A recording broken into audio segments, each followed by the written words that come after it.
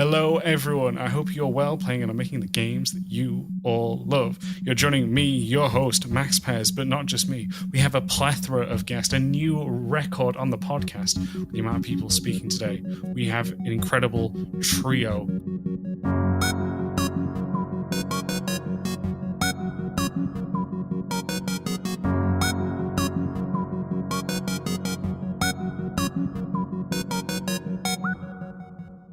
First one, Emma, please introduce yourself.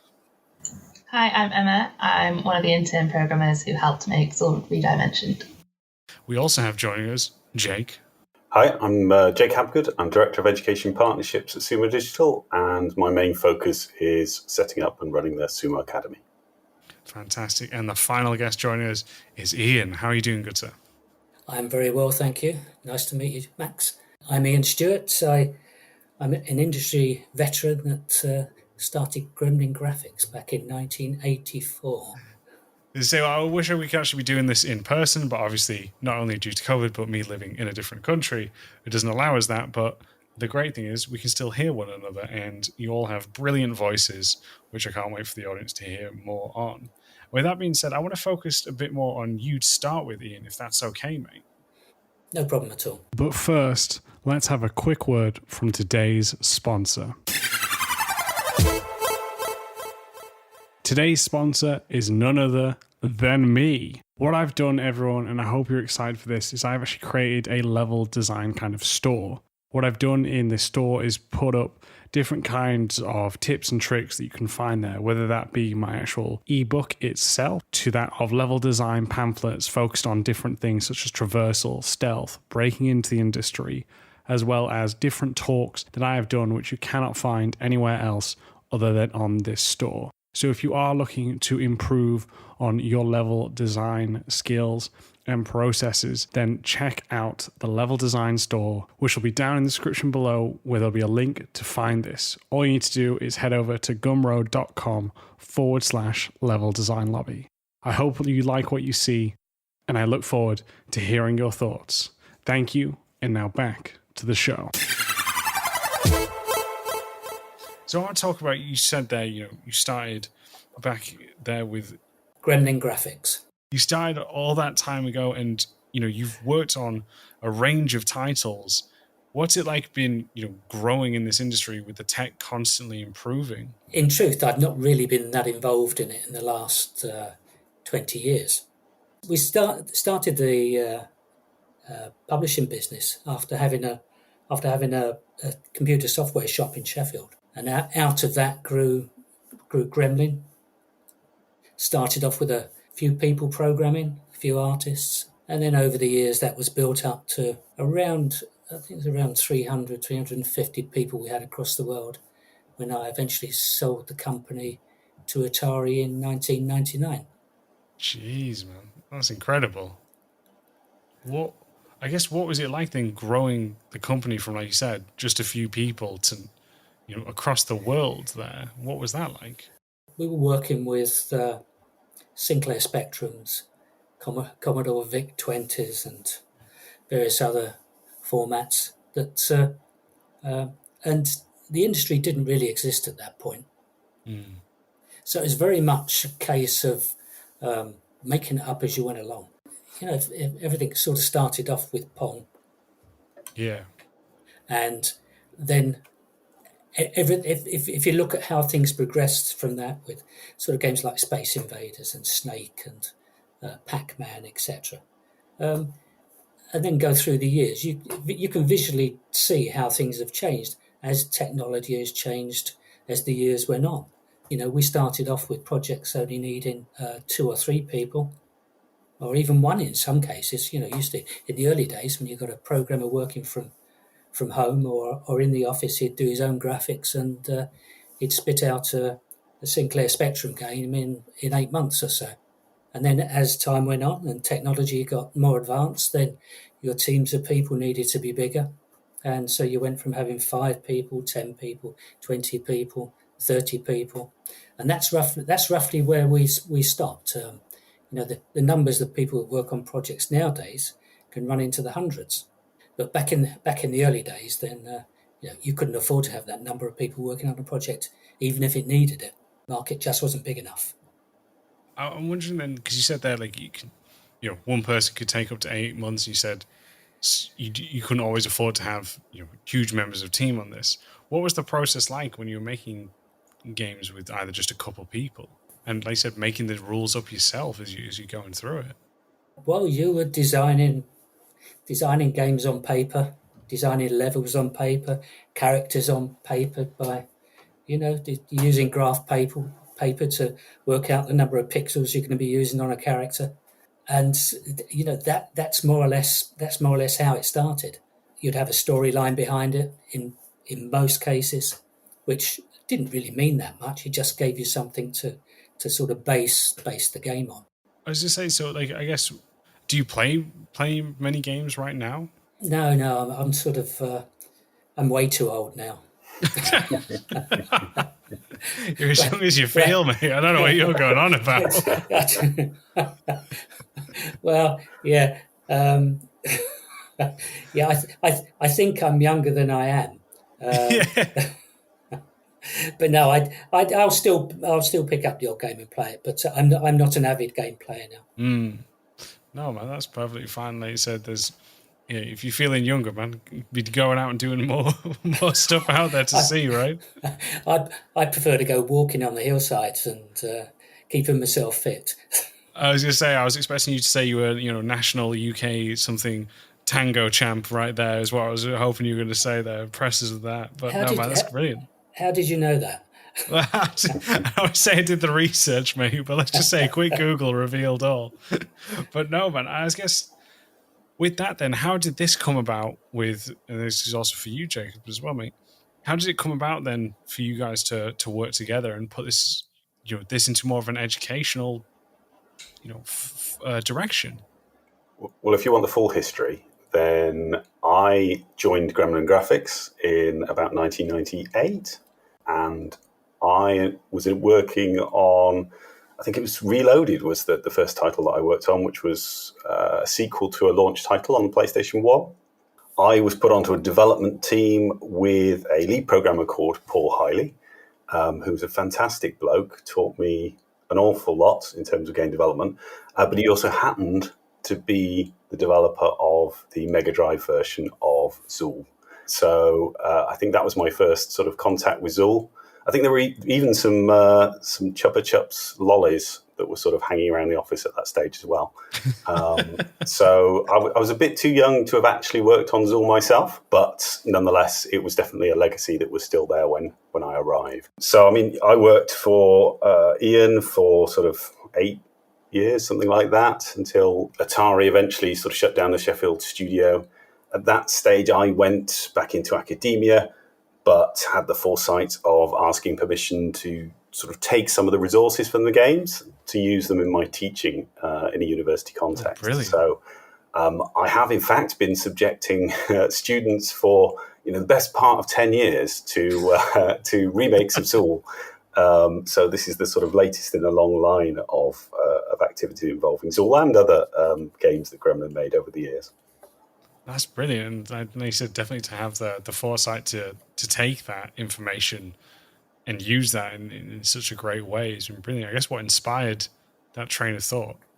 Absolutely, yeah. I mean, working with real IPs and working with real game tools and all the constraints that they bring are a really important part of learning how to be a game developer, really. Students would often love to work on their own ideas and, make a brand new IP. Yep.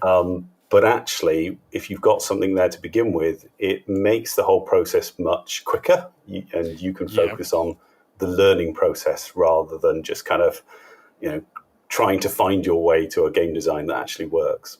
Couldn't agree more. I think that's something that I've seen a lot with students' work is there. And especially when you're trying to present yourself and your portfolio, right? You're spending too much time trying to explain the lore, all these mechanics, which you may not have a working prototype for, when really, as you said, if you have the foundation of a game there to help you focus on just an aspect of it, it can really, again, just sell your portfolio, sell your understanding of the world and focus on just an element that you may want to focus on. So I think it's a great idea. So, I mean, with the Academy, about a year ago, we were looking for a project that would be perfect to take a group of interns who, up to that point, hadn't done much programming, or if any, in C++. And we wanted them to, build their own game engine from scratch and ship a game. And, to do that in that kind of timescale, you need something that's relatively simple. So you need, a 2D game, and Zool sort of fitted the bill perfectly, really.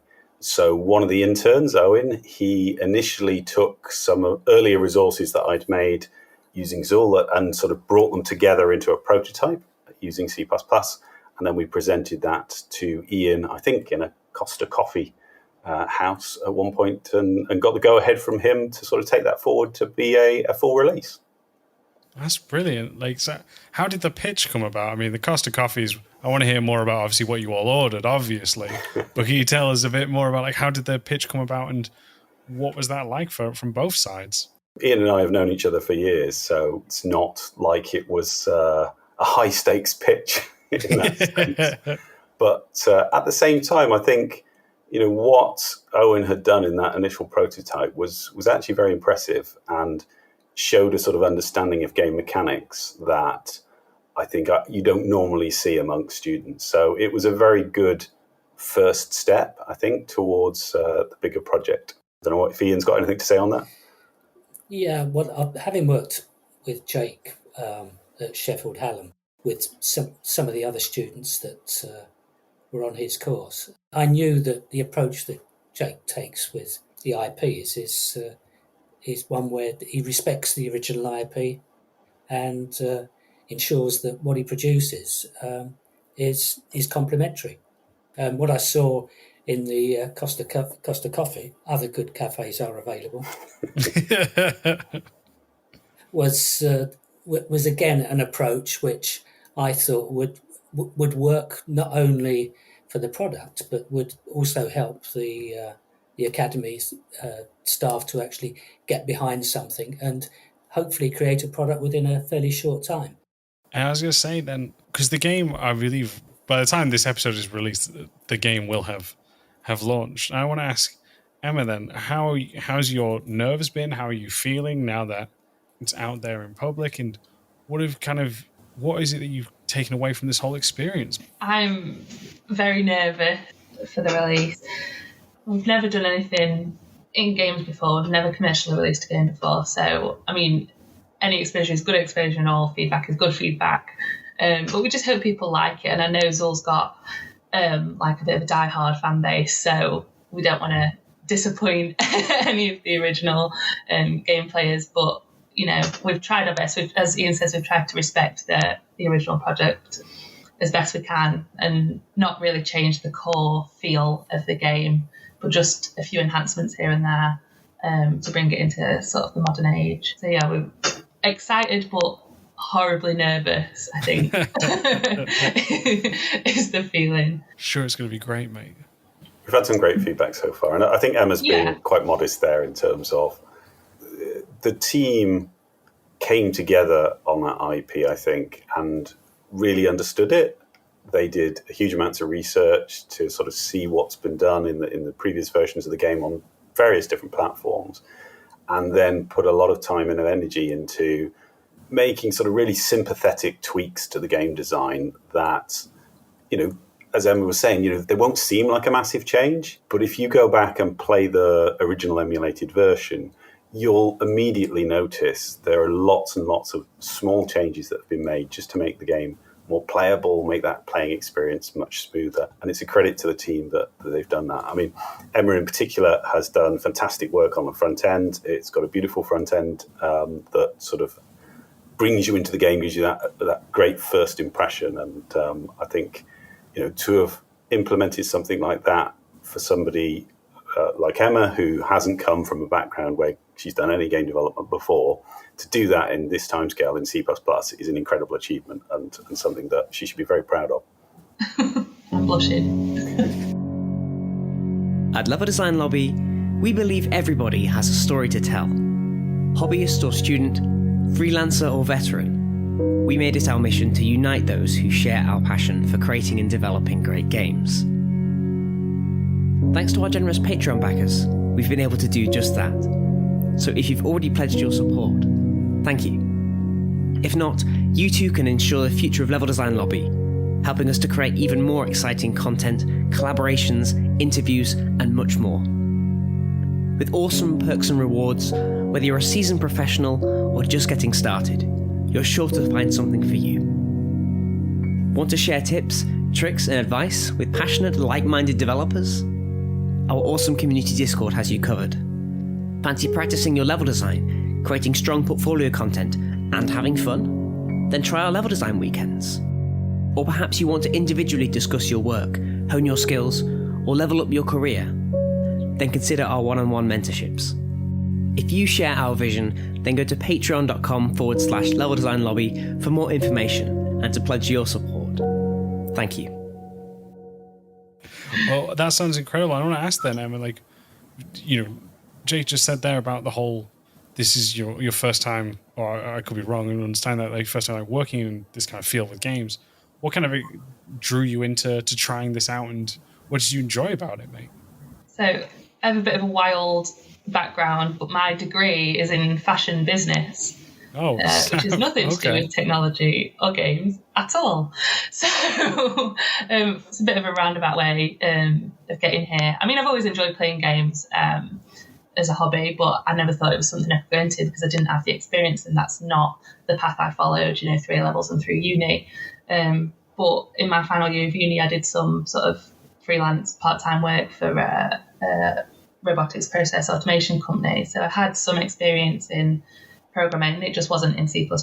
And when I was sort of evaluating the career path I wanted to go into when I graduated, and sort of see what my first real job would be, I liked programming and I liked the creative side of it. And I did really enjoy my day job, but the subject matter was a bit boring and dull. So I wanted to take the skills, but do it in something I had more of a passion for.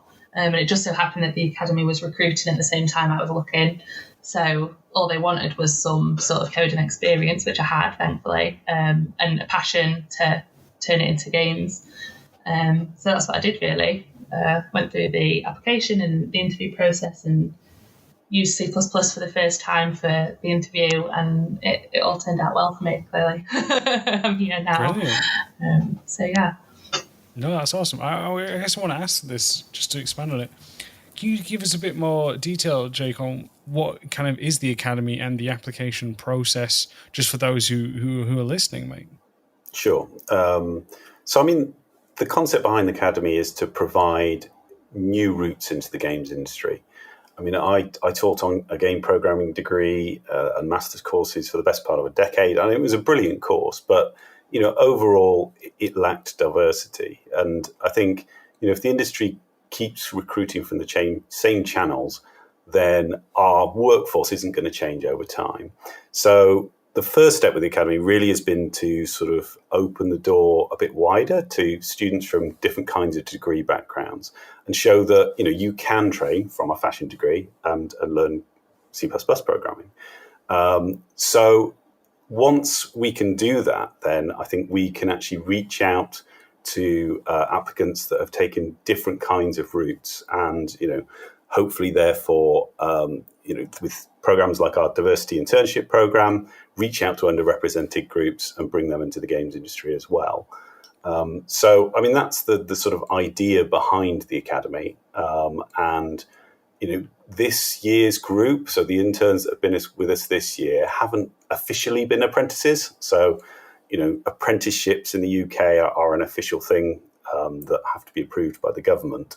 Okay. And whilst they have certainly been through an apprenticeship experience, as in, they have been apprenticing in the art of game making, they've not officially been apprentices. But what we've been doing in the background is creating an official apprenticeship scheme. So we've been working with other game studios across the UK to create a new level 7 game programming apprenticeship. And going forward, that's what we're going to be using to sort of run the Academy experience and program. So starting in January, then we would plan to have the sort of first cohort of apprentices running on this scheme, and we'll be looking to recruit them from around about September time. That's fantastic, mate. That's really, really cool to hear, a different, well, I guess like you said, a different thought process in how you reach different people from different backgrounds and how you bring them into this industry as well. So I think that's a great idea, mate. And, hopefully come near September, we can plug this on the show again for people to go off and apply for it as well, mate. I'd love to help out with that and just give a shout out for when that comes around. So great job, Emma and Ian and everyone who's involved with this. I think it's been such a cool thing for me to just even hear about. So hopefully others are going to enjoy hearing about this as well. This sounds like I'm wrapping it up. It isn't, guys. I just think it's a great thing before I do anything. So I know I was going to ask then, Ian, mate, so to see Zool, I guess, be re-released in a new way and out there for different people to play, what's that experience like then, mate? As I can tell, you enjoy the finer things of life like Costa Coffee. What's it like there? I'm really excited.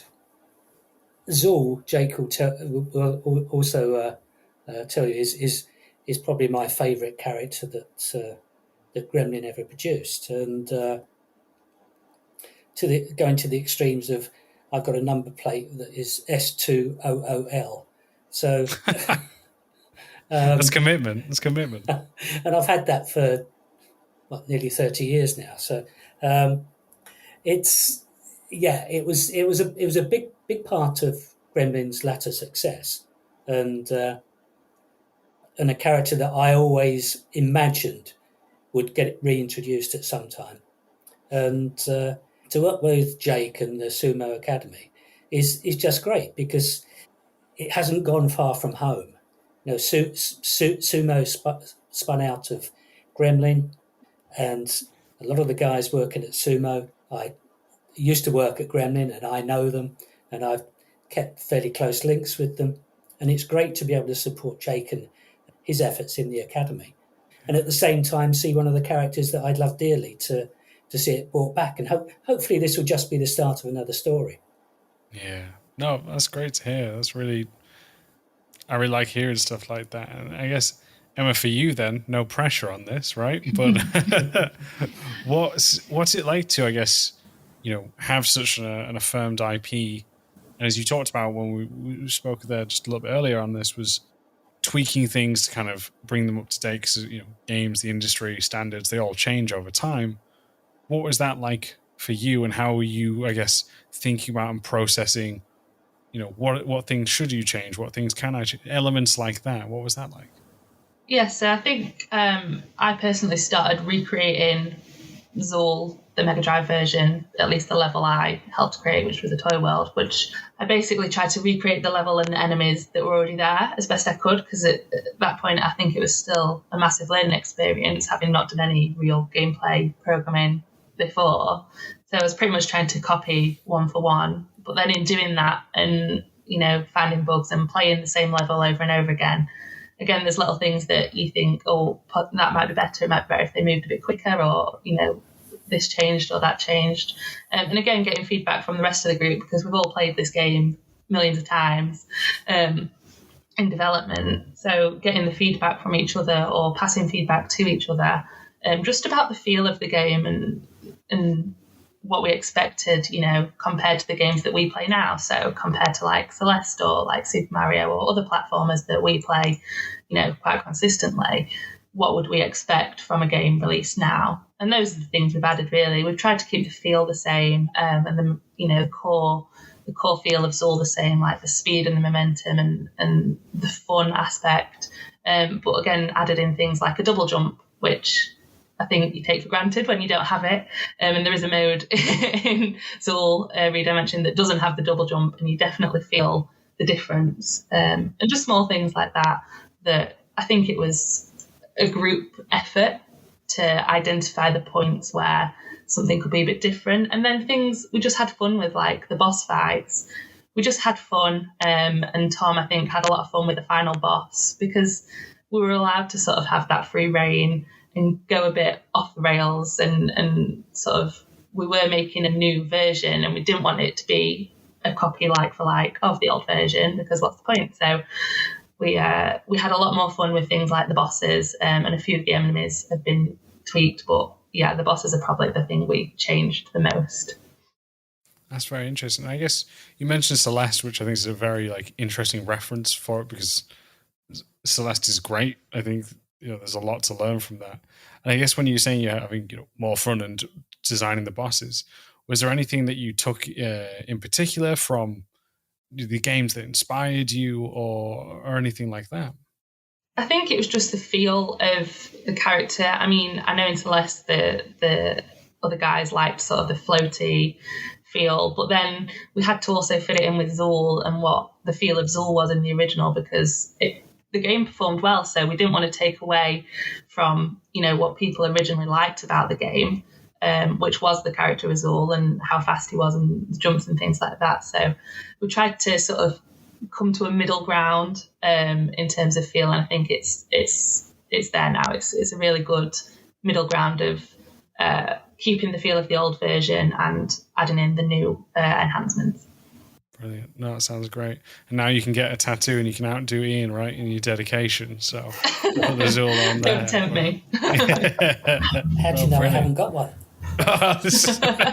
You've called my bluff, sir. You've called my bluff. But no, this is great to hear on all this. And I guess, because we're kind of reaching the end of our point, is there anything that any of you would like to talk about, either more on the Academy, more on Zool, for the listeners to hear about? Yeah, I mean, I think in terms of the version of Zool that we've created then, I mean, I would characterize it as it's another platform version. So, I mean, if you played the original Zool games, then the Amiga version was slightly different to the Mega Drive version, which was slightly different to the NES version, etc. So ours is just another version, another iteration that takes it a bit further. But I think, it's the sort of rose-tinted glasses version. So it's the version how you imagined it might have played. It's got lots of extra little bits, I suppose, that make, for modern gaming, the whole experience just a bit smoother. Even the fact that you sort of zoom the camera out and you can now see more of the level makes a huge difference to the gameplay as compared to the original version. So, there's no leaps of faith just sort of into empty space just to hope that you're going to land on something at the end of it. You can see more of the level, and that really helps the gameplay.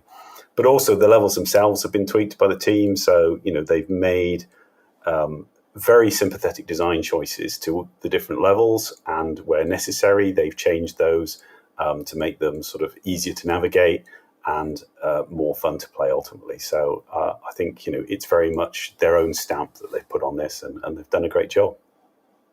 Fantastic. That's great. And where can people, for those who are interested, pick up the game for this? So it's on Steam. So PC as a platform is the only platform at the moment. But who knows in the future? Awesome. We'll have a link for that down below in the description for anyone to go and support this great endeavor here. And I just want to say thank you all for joining. It's been an absolute pleasure chatting to all of you. This is a lot more orderly as well. So, I was scared, Ian, you might get a bit too rowdy and talk over everyone, but you managed to compose yourself, mate. So thank you. But for anyone who wants to reach out and get in contact with any of you, do you guys want to share any details you might want to, for those who may want to reach you?